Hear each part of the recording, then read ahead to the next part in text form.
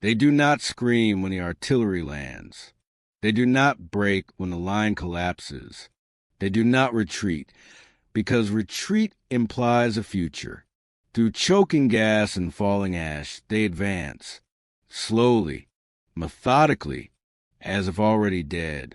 In the war zones of the Imperium, there are many horrors, demons born of madness, Xenos empires that devour stars, weapons capable of cracking worlds apart.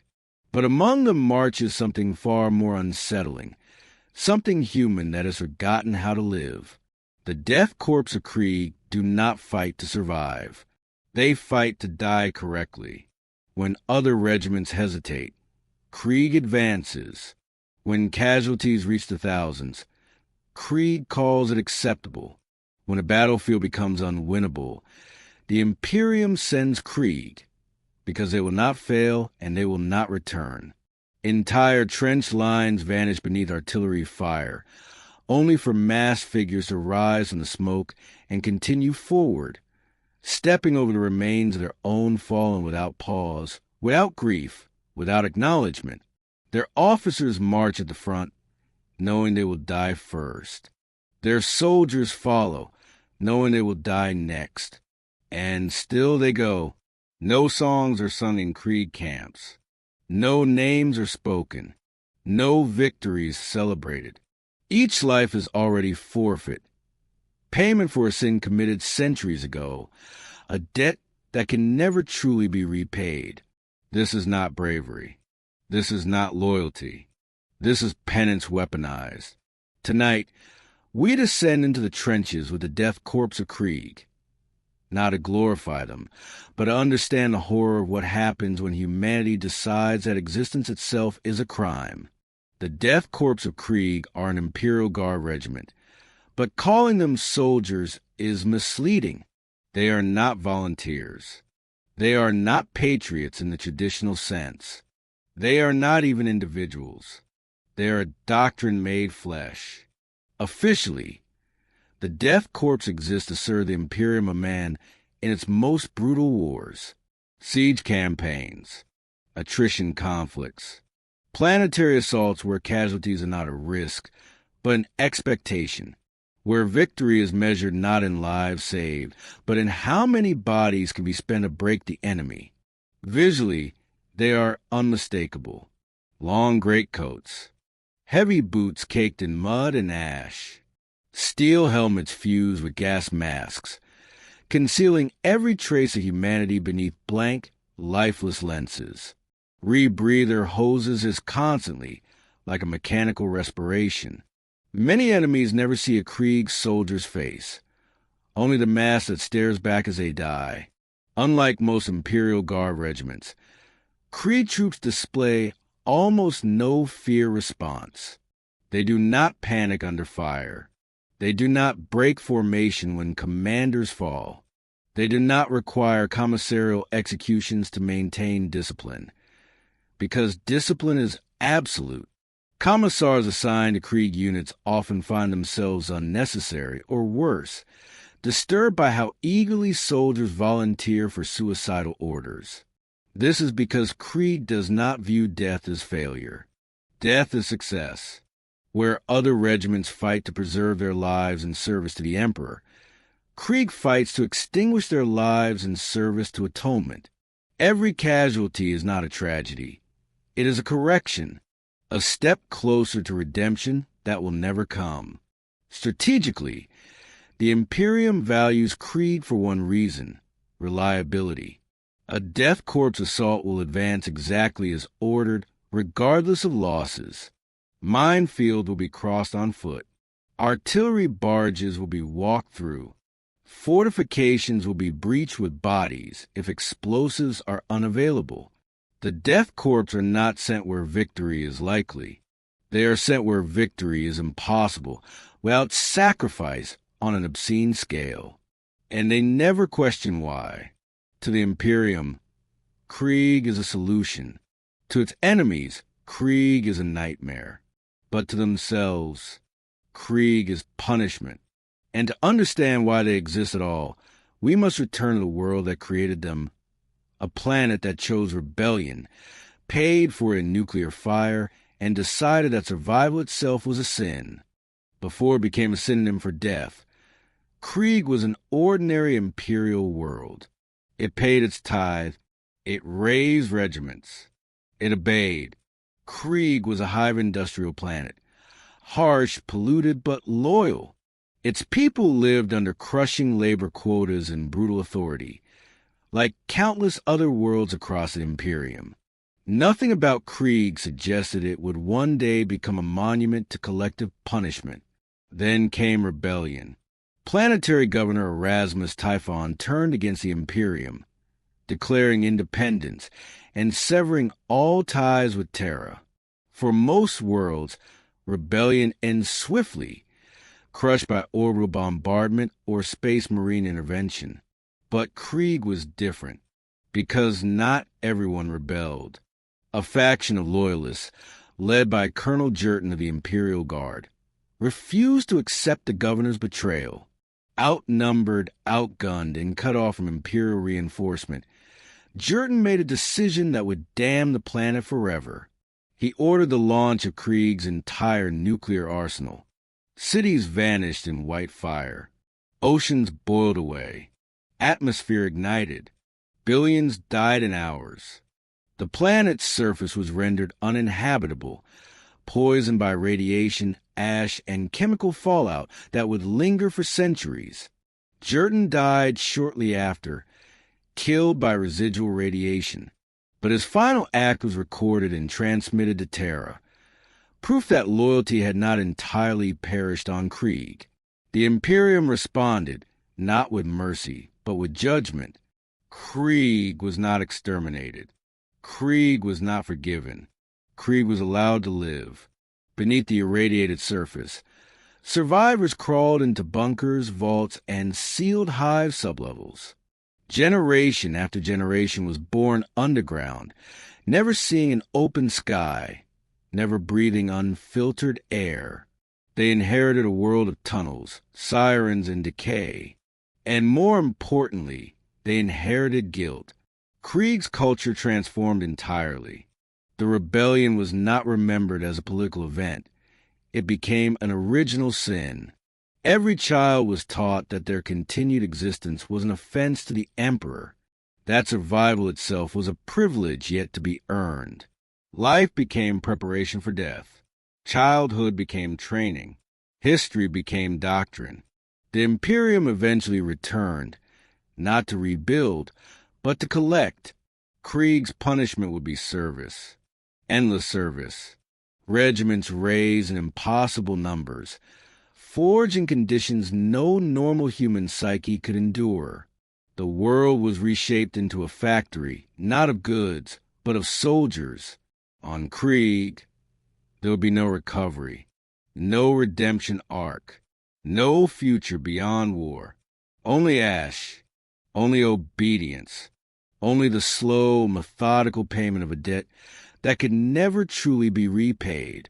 And from this irradiated grave world marched soldiers who believed, with absolute certainty, that they deserved to die. The Death Korps of Krieg do not speak of heroism. They speak only of debt. The sin of Krieg was never a battle lost. It was rebellion itself, a planet-wide betrayal of the Emperor's will. And while billions died in the nuclear firestorms that followed, the survivors carried a heavier burden than death, the knowledge that they had already failed before their first breath. On Krieg, life itself became a penance. Every child born in the stifling underground bunkers was raised with singular, unshakable lesson. You are guilty. Your existence is a crime. You must pay. Names were stripped away. Families were irrelevant. Individuality was an indulgence that would not survive the first engagement with the enemy. From the moment of birth, every citizen was indoctrinated in the language of atonement, work, obedience, and, above all, sacrifice. The planet's culture transformed into a machine of guilt. Festivals were banned. Songs were forbidden. Even laughter was seen as a sin against the memory of those who had burned on the surface. Children trained as soldiers before they could even walk. Discipline was absolute. Fear, curiosity, hope. Emotions were dangerous luxuries, distractions from the singular purpose of living only to die correctly. When the Imperium eventually intervened, it did not restore Krieg. It codified the punishment. Military academies were built underground, shaping the survivors into unyielding regiments of soldiers. They were trained not to question orders, not to seek glory, not to value life, but to accept death as a sacred currency. Each life expended was a partial repayment for rebellion that had condemned their world. And because the debt could never truly be repaid, the cycle became eternal. Birth, training, war, death, repeat. This doctrine informs every Krieg regiment to this day. No victory absolves them. No service is enough. The war they wage is both outward, against Xenos, traitors, and rebels, and inward, a constant, unrelenting struggle against their own guilt. Their enemies can be crushed, their campaigns won. Yet Krieg's soldiers march forward with a certainty that nothing they do will ever cleanse the stain on their souls. To serve in Krieg is not to fight for the Emperor. It is to die for the memory of a sin too vast to forgive. Every trench, every ruined city, every battlefield becomes a monument of punishment. Each soldier a living testament to humanity's capacity for both loyalty and horror.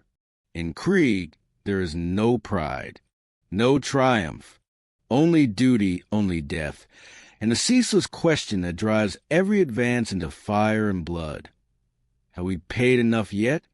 On Krieg, birth is not a blessing. It is a sentence. Children are not born into families. They are born into the machine of war. In the subterranean bunkers beneath the irradiated surface, life begins not with cradle songs or tender hands, but with orders and indoctrination. Each child is assigned a number, not a name. Identity is a liability. Individuality is a weakness that will be purged before the child can even lift a rifle. From the first day, children of Krieg are taught that existence itself is a crime. Lessons are simple but relentless. Fear is weakness. Obedience is virtue. Death is honor. Play is limited to simulations of combat. Schools are drill halls. Toys are rifles. Every game is a rehearsal for survival, or more accurately, for calculated demise. Mistakes are punished not with a lecture, but with labor, deprivation, or sometimes death. Krieg employs practices that other imperial worlds would call barbaric. Children are exposed to live-fire drills, forced to crawl through artillery-ravaged fields, and taught to identify the smallest signs of fear in themselves. Only those who learn to suppress instinct survive. Those who hesitate, even for a heartbeat, are removed, sometimes permanently, by adolescence. Each soldier has already witnessed more death than most adults see in a lifetime. But it is not merely physical endurance that is demanded. The children of Krieg are trained psychologically to accept their fate. They are taught that the rebellion of their ancestors stains every living soul, and that salvation is impossible. Life is a debt. Survival is temporary. Only through disciplined sacrifice can they approach redemption, even if that redemption will never truly arrive. Cloning and artificial gestation are not uncommon. The Imperium, in its cold pragmatism, ensures that Krieg can always supply fresh soldiers. Some children are engineered for resilience, bred to endure radiation, disease, and extreme rigors of trench warfare. They are designed to survive long enough to die in battle. Their humanity is stripped away before it can bloom. They become instruments perfected for obedience and devastation. Even in their rare moments of rest, Krieg children are haunted by ritualized reminders of death. Ceremonies commemorate the fallen, not the living. Their bunkers are lined with the names of ancestors who perished, reinforcing the inescapable truth. They live only to continue the cycle of punishment. Childhood, as it exists elsewhere in the Imperium, is a concept erased. In its place is purpose, to train, to obey, and to die. By the time they march into their first battle, they are no longer children. They are soldiers, sculpted from guilt, fire, and ash. Every instinct is weaponized, every thought aligned with doctrine, and every one of them knows with perfect clarity that death is not an end. It is duty fulfilled. The Death Korps of Krieg are not trained. They are forged. Training begins before the mind fully understands what it is being asked to endure. From the moment a child is considered capable, the regiment is relentless. Dawn and dusk hold no distinction. The day is measured only by drills, weapons exercises, and punishment. Weakness is not corrected. It is extinguished. Fear is a liability that must be burned away with discipline, repetition, and sometimes blood. Live fire exercises are routine. Young Krieg recruits crawl through simulated battlefields strewn with dummies and debris, while instructors fire live rounds nearby. Some fall. Some are injured. Every casualty is a lesson in survival through stoicism. The survivors carry the knowledge that hesitation is fatal, and that death in these drills is acceptable, even expected. It is preparation for the campaigns that will demand even greater sacrifices. Corporal punishment is constant, but the true hammer of Krieg training is psychological.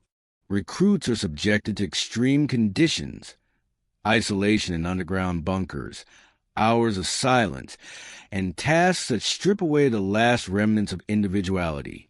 Commissars are seldom needed. The children volunteer for death, for endurance, for the continuation of the debt they were born to pay. By the time they march with rifles in hand, they have already been conditioned to see life as expendable. The physical regimen is brutal. Soldiers march through mud and ash, carrying equipment heavier than their bodies should bear. Trenches become classrooms. Artillery-scarred terrain becomes a tutor. They are taught to operate in complete darkness, to navigate labyrinthine tunnels, to endure starvation and exposure. Every test is meant to push them beyond the limits of human endurance, and every failure is a lesson in impermanence. Obedience is absolute. Orders are memorized, internalized, and executed without hesitation. Individual thought is seen as a form of rebellion. Leadership is respected, not revered. Officers volunteer die first, setting examples of ultimate commitment.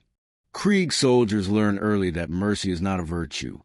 Mercy is weakness, and weakness has no place on the battlefield.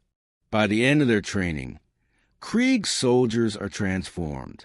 They do not question orders. They do not hesitate under fire. They do not fear death. They have been stripped of hesitation, stripped of doubt, stripped of hope. They emerge as walking weapons, forged from guilt, endurance, and indoctrination. And yet, their most terrifying attribute is invisible, their resolve. Because what they have endured is not merely physical, it is spiritual. Every soldier carries within them the memory of centuries of sin and punishment. Every step they take is a continuation of a debt that can never be repaid. Krieg does not train soldiers. It creates machines of obedience. Machines that will advance through fire, blood, and ruin, without pause, without complaint, and without mercy. The gas mask of the Death Korps of Krieg is more than a piece of equipment. It is a statement, a promise, a coffin for the soul. No Krieg soldier ever removes it in public. Its steel faceplate, dark lenses, and hissing rebreather are a constant reminder, not to others, but to themselves, of what they have become. Beneath that mask is not human face. Beneath that mask is a soldier who has surrendered all traces of individuality, all traces of fear, and all traces of hope. The mask is both armor and veil, shielding their humanity from the horrors they endure and hiding their emptiness from the world. Enemies quickly learn that the mask is terrifyingly effective. When men fall in battle, they cry out for mercy or scream in fear. Krieg soldiers do not. Their masks give no expression, no hesitation, only a blank, unwavering stare. For those who face them, it is as if they confront death itself, cold, inevitable, and unfeeling. Psychologically, the effect is devastating. To see a regiment of faceless soldiers advancing through artillery and flame, unafraid of mortal danger, is to confront an enemy that knows no limits. But the significance runs deeper than intimidation. The mask is a tool of dehumanization, stripping each soldier of identity. Names are unnecessary. Faces are relevant. Every man and woman behind the lenses becomes interchangeable, a cog in a vast war machine. In a culture where guilt and sin are absolute, and individuality is dangerous, the mask preserves a function of obedience. It prevents the mind from dwelling on mortality, fear, or personal loss. Life and death become abstract concepts. Duty is all that remains. The mask also serves as a reminder of the world they left behind. It filters air contaminated by centuries of radiation, ash, and chemical fallout. It is a relic of survival, a tool to endure what no ordinary human could. Yet it is also symbolic. The living beneath it are already dead, penitent for sins committed generations before. They inhale air, yes, but the soul beneath remains suffocating in shame. Even within their own regiments, the mask reinforces hierarchy and discipline. Officers, commissars, and veterans wear identical masks, yet subtle modifications indicate rank. Mask becomes status, and status becomes survival. To remove an error, or as an act of defiance, is unthinkable. It is tantamount to declaring oneself free of the debt of existence, and Krieg does not allow freedom. In every trench, every battlefield, every ruined world where the Death Korps of Krieg march, the masks glare like monuments to penance. To see them advancing is to see humanity stripped to its barest, most obedient core. To hear the hiss of their rebreathers is to hear life itself denied. The gas mask is not just protection. It is identity. It is punishment. It is the visible embodiment of the dead soul marching into war, carrying the sins of an entire planet on its shoulders. To fight with the Death Korps of Krieg is to fight in a manner few can comprehend and fewer survive. Their specialty is not glory or tactical cunning. It is attrition, siege, endless, grinding warfare where humanity itself becomes expendable. Where other regiments see obstacles, Krieg sees only orders. Where others retreat, Krieg advances. And in the mud-choked, smoke-filled trenches of a Krieg battlefield, mercy is a foreign concept. Krieg soldiers are masters of the siege. They dig trenches deeper and wider than any standard tactic demands, building fortifications that can withstand bombardments designed to erase entire regiments. They operate artillery with precision and cold efficiency, their lines synchronized like clockwork, their numbers vast enough that even catastrophic losses are absorbed with minimal disruption. For the enemy, a Krieg trench is a nightmare, crawling with masked figures who will not surrender, who will not panic, and who will not retreat. Human wave assaults are their hallmark. Against minefields, barbed wire, and unrelenting fire, Krieg troops advance in formation, step by step, accepting casualties as part of the calculation. They carry the dead forward as shields if necessary. They replace fallen comrades immediately, and they do not mourn. To pause is to invite annihilation. To hesitate is unforgivable. Every advance is measured, deliberate, and unflinching, an expression of the planet's culture of duty and penance. Artillery is both weapon and teacher. Shells that would destroy ordinary regiments leave Krieg lines intact. Soldiers dig cover and push forward to the storm of fire. Even chemical attacks, gas clouds, and irradiated terrain cannot halt them. Survival is secondary. Obedience is primary. Death is only a step toward fulfillment of their purpose. Their trench warfare is not random. Every line, every bunker, every tunnel is mapped and memorized. Siege operations are rehearsed for decades, passed from one generation to the next. Engineers rig explosives, medics operate under fire, and soldiers advance in perfect unison, even as the battlefield becomes a tapestry of ruin and corpses. To fight Krieg is to be swallowed by inevitability. Resistance is irrelevant. The machine marches on. Enemy morale rarely survives a direct encounter. Orcs, chaos, and even Imperial defectors have reported the unnerving sight of trench after trench of faceless soldiers, advancing without fear, without hesitation, and without thought for their own survival. To face them is to face annihilation itself. And often, it is enough to break even the bravest of foes before the first bullet is fired. In the trenches, Krieg demonstrates its core philosophy. Life is expendable, death is certain, and obedience is eternal. Every trench, every battlefield, every ruined world becomes a testament to their doctrine. Mercy is unknown. Hesitation is fatal. Victory is measured not by glory, but by how much human flesh can be expended to achieve it.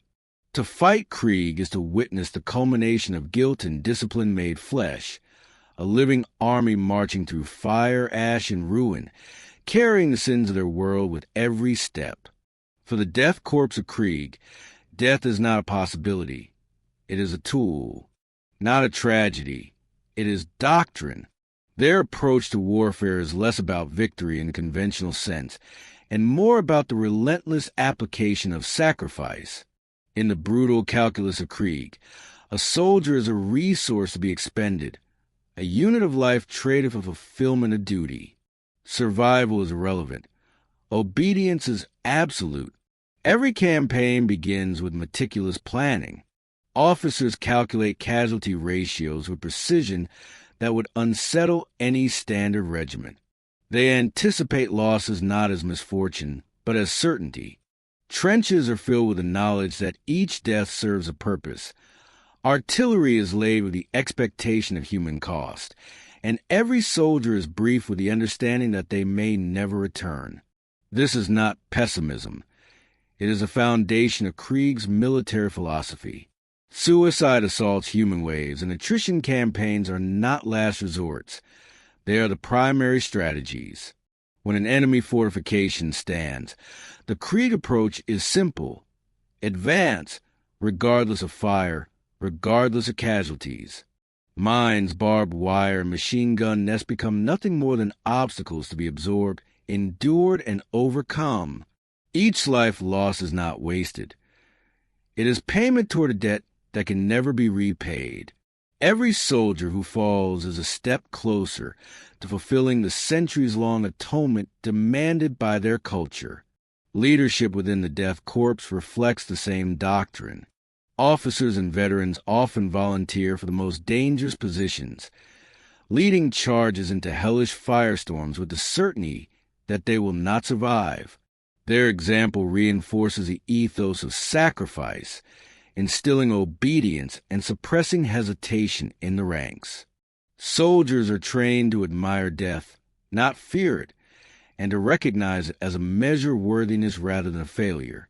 Strategically, Krieg operates on attrition and inevitability. They wear down enemies psychologically as well as physically.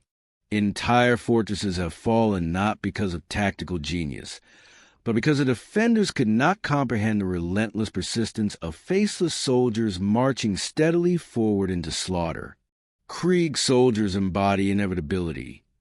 They are the embodiment of a war that cannot be won through conventional means, because conventional measures do not matter. Only the relentless application of human lives does. What makes Krieg terrifying is not just their willingness to die. It is their refusal to be stopped. Retreat is unthinkable. Panic is impossible. Fear has been trained out of them entirely. Even in the face of annihilation, they press on, turning battlefields into cemeteries and victories into moral penance. To fight against the Death Korps is to fight a philosophy as much as an army, a philosophy where life is expendable, death is sacred, and obedience is eternal. For the Death Korps of Krieg, war is a sacrament and death is the altar. Every engagement, every charge, every battlefield soaked with blood is a hymn of duty sung in silence beneath gas masks, in memory of sins that can never be forgiven.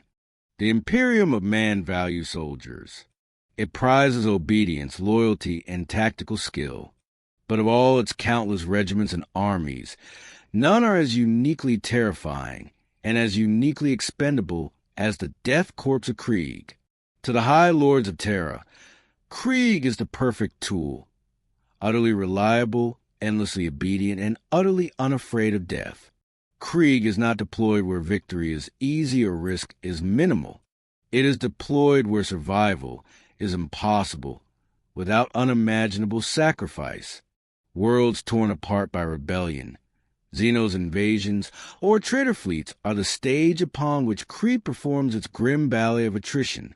Entire populations, enemy fortresses, and even natural terrain are considered secondary. The true focus is a relentless application of Krieg doctrine. Death is strategy. For the Imperium, the psychological effect is as valuable as the physical. When a Death Korps regiment is deployed, entire enemy forces often crumble before the first shots are fired. Their relentless, faceless advance, through artillery, firestorms, and impossible odds, sends a clear message. Resistance is futile. Krieg soldiers do not flee. They do not negotiate. They do not hesitate. Every step they take is a reminder that the Imperium's punishment is unyielding. The High Lords know the cost. Thousands, sometimes hundreds of thousands, of Krieg's soldiers are sacrificed in each campaign. And yet, this is seen not as loss, but as fulfillment of duty. Casualties are expected, calculated, and integrated into battle plans. Krieg is expendable, but deliberately so. Unlike other regiments, they do not complain. They do not resent. They do not demand recognition. Their willingness to die in service of the Imperium is absolute, and the Imperium exploits it without hesitation. Even within the larger military hierarchy, Krieg's role is unique. While Space Marines are elite shock troops and other guard regiments serve to hold lines or protect worlds, Krieg is a hammer applied to impossible problems. Enemy positions that would destroy ordinary regiments are reduced to rubble by soldiers who will never flinch. Siege after siege, trench after trench, Krieg endures and destroys, leaving nothing but death and compliance in its wake. The terrifying reality is not just their obedience. It is the Imperium's complete willingness to use them as expendable tools. A Death Korps regiment is sent to battle not with hope, but with the expectation of sacrifice. To the Imperium, that is efficiency. To the galaxy, it is horror. To Krieg, it is penance. No other regiment embodies the Grimdark philosophy of the Imperium more completely. They are not heroes. They are not victors. They are instruments of punishment, perfectly engineered, unflinching, and inexorably terrifying. In the end, the Death Korps are proof of the Imperium's darkest truth. The greatest weapons are not the guns, tanks, or fleets, but the men and women willing to die without question, without hesitation, and without hope. Krieg is that weapon. To face the Death Korps of Krieg is to face a nightmare given flesh. Their enemies do not see soldiers. They see inevitability, a wall of faceless determination that refuses to falter, to flee, or to surrender. Xenos, heretics, and even rogue Imperial factions have all recorded the same reaction. Terror at the realization that conventional tactics, cunning, or sheer numbers are often meaningless against a force willing to embrace annihilation as strategy. Orcs call them ghosts of death. To the greenskins who thrive on chaos and bloodlust, Krieg soldiers are almost supernatural. They march in tight formations, unaffected by explosions, fire, or fear. Bullets and shells strike them, and still they advance.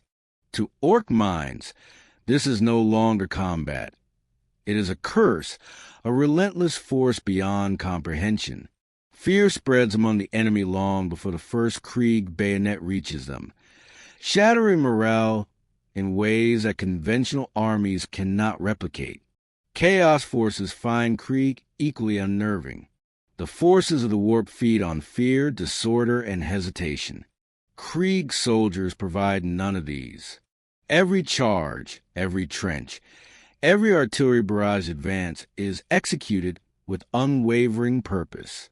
Even in the face of demonic horrors, Krieg soldiers advance without hesitation, their rebreathers hissing and mass impassive, erasing all fear, doubt, or hope. For a demon accustomed to feeding on despair, these soldiers are a living contradiction. Their composure is unnerving, their resolve unbreakable.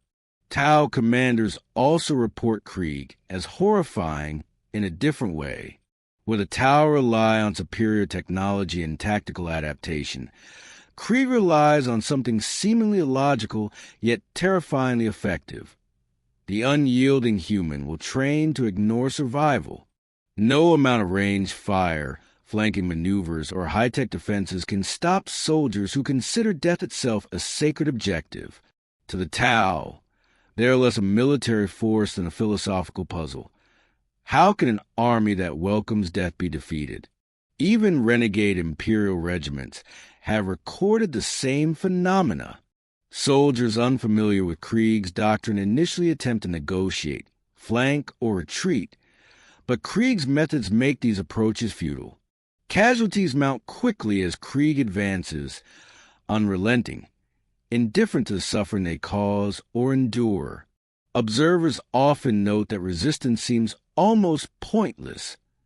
The soldier's single-minded focus on advancing, no matter the cost, erodes morale far faster than weapons ever could. In every engagement, enemies witness a grim paradox. Krieg soldiers are both human and something more. They feel no fear, display no hesitation, and fight not for glory, plunder, or even loyalty, but because they must die. Their faces are hidden, their eyes unreadable. Every step forward is a calculated sacrifice, a physical manifestation of penance.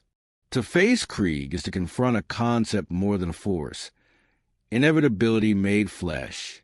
Every battlefield where they march becomes a psychological weapon, a living testament to the horrors of obedience, indoctrination, and the unrelenting human capacity for self-sacrifice. To stand against them is to understand the true meaning of terror. Not death, but soldiers who do not fear it. To watch the Death Korps of Krieg fight is to ask a question that haunts every commander, soldier, and observer. Are they still human? Beneath the gas masks, beneath the ceramite-coated greatcoats, beneath the endless ranks of disciplined obedience, is there anything left of the people who were born on Krieg? Or were they lost the moment the planet went to ash? The answer is unsettling. In body, they are human.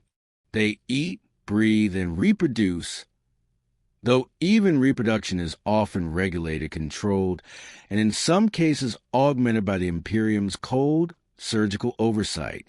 But in mind, in spirit, in identity, Krieg soldiers are something else entirely. They are instruments of doctrine, vessels for punishment, walking embodiments of a planetary guilt that spans generations. Fear, hope, doubt, and even joy are suppressed trained out, or replaced by an unbreakable will to obey. To hesitate is death. To feel is dangerous. Compared to ordinary humans, they are stripped to their core functionality, obedience and endurance. Individual thought is unnecessary. Individuality is a flaw, and emotions are liabilities.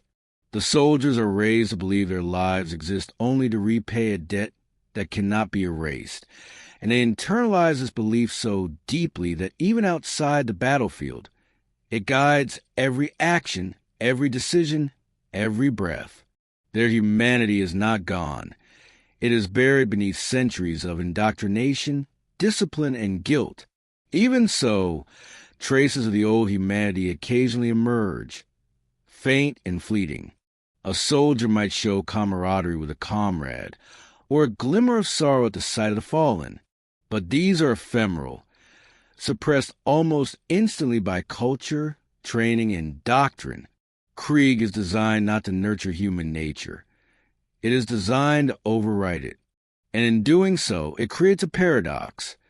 These soldiers are simultaneously human and not, alive yet already dead, capable of thought yet incapable of freedom. This duality is most evident in their obedience to death. A human being naturally fears mortality. Krieg soldiers do not. They march into artillery, across minefields, and into firestorms without hesitation, not because they are fearless, but because their understanding of existence has been rewritten. Life is a debt, death is fulfillment. Every step forward is simultaneously a choice and a compulsion, a reflection of obedience and penance. Philosophers, historians, and even the Imperium itself have debated whether Krieg soldiers retain their humanity, or whether humanity itself is irrelevant when weighed against the efficiency of their sacrifice. Some call them machines, others call them saints, and some simply call them dead. Perhaps the most terrifying truth is that they're all these things at once. Human in form, dead in spirit, unstoppable in purpose. In the end, the question remains unanswered, and perhaps that is the point. Krieg soldiers exist in a liminal space between life and death, morality and obligation, individuality and doctrine. To call them human is true, but it is also insufficient. For Krieg, humanity has become a weapon, and the weapon has learned to embrace death as its only identity. The Death Korps of Krieg do not rest. They do not tire. They do not surrender. For most of humanity, war has an end. Battles are fought, victories claimed, enemies defeated or annihilated. Peace may be temporary, but it exists. Krieg knows no such relief. For them, war is endless, eternal, and unyielding. Every battlefield conquered gives way to another. Every victory is measured not in glory, but in continued penance. To stop is to deny their purpose. To live is to fail their ancestors. And so, they march perpetually. This is the final horror. Not the human wave charges into artillery fire. Not the trenches filled with corpses. Not the maskless faces of enemies staring in disbelief at soldiers who do not falter.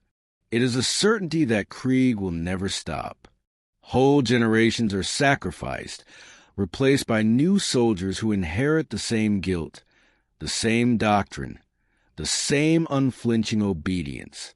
The army is inexhaustible, and the mission is eternal. The sins of Krieg cannot be expiated. There is no reprieve, no mercy, and no end. The Imperium relies on this.